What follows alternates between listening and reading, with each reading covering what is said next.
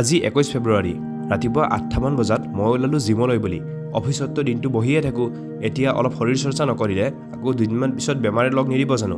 কেইদিনমানৰ আগতে 30 দিনৰ ৱাকিং চেলেঞ্জ এটা সম্পূৰ্ণ কৰিলোঁ। লছ আৰু গেইন দুয়োটাই হ'ল। ৱেইট লছ হ'ল, ডিচিপ্লিন গেইন হ'ল। এনিৱে জিমৰ পৰা আহি অফিচলৈ গ'লোঁ। তাৰ পৰা গ'লোঁ বীৰজোৰা পাব্লিক লাইব্ৰেৰীলৈ।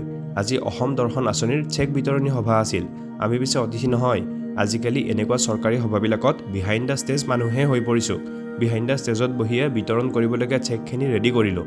তাৰপিছত আমন্ত্ৰিত অতিথিৰ ভাষণ আৰু তাৰপিছত আৰম্ভ হ'ল আচল চেক বিতৰণী কাৰ্যসূচী। অসম দৰ্শন আঁচনিৰ অধীনত অসম চৰকাৰে ধৰ্মীয় অনুষ্ঠানসমূহৰ ৰক্ষণাবেক্ষণ আৰু ইনফ্ৰাষ্ট্ৰাকচাৰ ডেভেলপমেণ্টৰ বাবে আৰ্থিক সাহায্য আগবঢ়াইছে। আজি আমি বঙাইগাঁৱৰ 208টা মন্দিৰ, নামঘৰ ইত্যাদিলৈ 1.5 লাখ টকাকৈ চেক প্ৰদান কৰিলোঁ।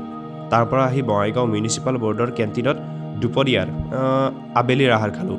তাৰপিছত অফিচৰ কাম, উভতি আহোঁতে তুলসীদাৰ দোকানত একাপ চাহ, ৰাতি ৰুমলৈ আহি পঢ়াত বহিলোঁ। অভ্যাস ৰাইজ, অভ্যাস।